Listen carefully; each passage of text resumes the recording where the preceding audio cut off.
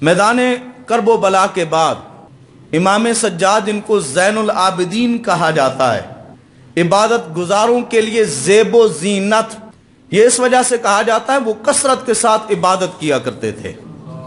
اور جس وقت آپ کا وصال کا وقت آیا، آپ کو غسل دیا گیا تو آپ کی پشت پر سیاہ داغ تھے۔ اس وقت کالے نشانوں کو دیکھ کر لوگ متعجب ہوئے کہ یہ کیا، یہ کالے نشانات کس چیز کے ہیں؟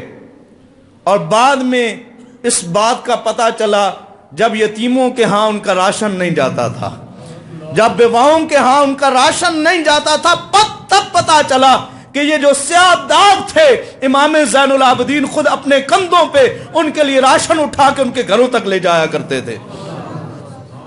یہ امام زین العابدین، آپ نے صحرا کے اندر اپنا خیمہ لگایا اور مختار ثقفی قاتلین امام حسین اور شہیدان کربلا کے قاتلوں کو وہ چن چن کے پکڑ رہا تھا۔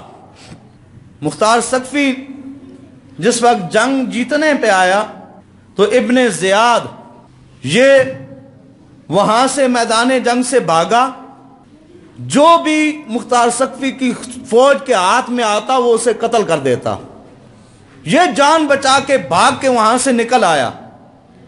جب وہاں سے بھاگ کے آیا نا، دور صحرا کے اندر اس نے دیکھا ایک خیمہ لگا ہوا ہے۔ اس نے کہا اس خیمے والے سے جا کے پانی مانگتا ہوں، پیاس بہت لگی ہے۔ اور ابن زیاد جس وقت خیمے پہ آتا ہے دروازے کو تھوڑا سا سرکاتا ہے، خیمے کے دروازے کو سرکا کر کیا دیکھتا ہے؟ وہاں امام زین العابدین موجود ہیں۔ امام زین العابدین کو دیکھ کر وہ ہکا بکا رہ گیا اور پیاس کے مارے اس سے نہ رہا گیا، اس نے امام زین العابدین سے پانی مانگا۔ آپ اٹھے، گھڑے میں سے کٹورا بھر کے اسے پانی دیا، پیالہ اسے پیش کیا، اس نے پانی پیا۔ اور جب سے مرکہ کربلا پیش آیا تھا کبھی اس کی پیاس نہیں بجھتی تھی۔ آج حسین کے شہزادے سے جس وقت ہاتھ میں پیالہ آیا تو دل میں ٹھنڈ آ گئی۔ اس نے کہا مجھے اور پیالہ دو، دوسرا پیالہ مانگا۔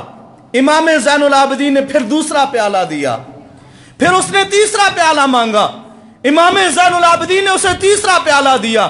جب وہ پانی پی چکا جانے لگا، اس نے امام زین العابدین سے کہا کہ کیا حضور آپ نے مجھے پہچانا نہیں؟ آپ نے فرمایا بدبخت، پہلے آپ نے ضبط رکھا، آپ کی آنکھوں میں آنسو آ گئے۔ جب اس نے پوچھا نا آپ نے مجھے پہچانا نہیں، آپ کی آنکھوں میں اشک آ گئے۔ کہا اے بدبخت، کیا ہم تجھے نہیں پہچانیں گے جس نے ہمارے 6 ماہ کے اصغر کو بھی نہیں چھوڑا؟ کیا ہم تجھے نہیں پہچانیں گے؟ کیا ایسا بھی ہو سکتا ہے؟ تجھے نہیں پہچانیں گے جس نے ہمارے گلشن کو اجاڑا ہے، جس نے ہمارے گھرانے کو اجاڑا ہے۔ تو اس وقت ابن زیاد نے کہا پھر آپ اتنا حسن اخلاق کے ساتھ میرے ساتھ کیوں پیش آ رہے ہیں؟ کہا جاتا ہے نا دشمن بھی دروازے پہ آ جائے تو اسے خالی نہیں پھیرا جاتا۔ یہ بھی ہمیں محمد کے گھرانے نے سکھایا ہے، ہمیں رسول اللہ صلی اللہ تعالی علیہ وبارک وسلم کے گھرانے والوں نے سکھایا ہے۔ تو اس نے کہا کہ آپ کو پتہ چل گیا پھر بھی آپ اتنے حسن سلوک کے ساتھ میرے ساتھ پیش آئے ہیں۔ آپ نے اسے آگے سے جواب دیا جب ہم تمہارے گھر گئے تھے، تمہارے ہاں گئے تھے، تمہارے باپ داداؤں نے جو تمہیں سکھایا تھا وہ تم نے کیا۔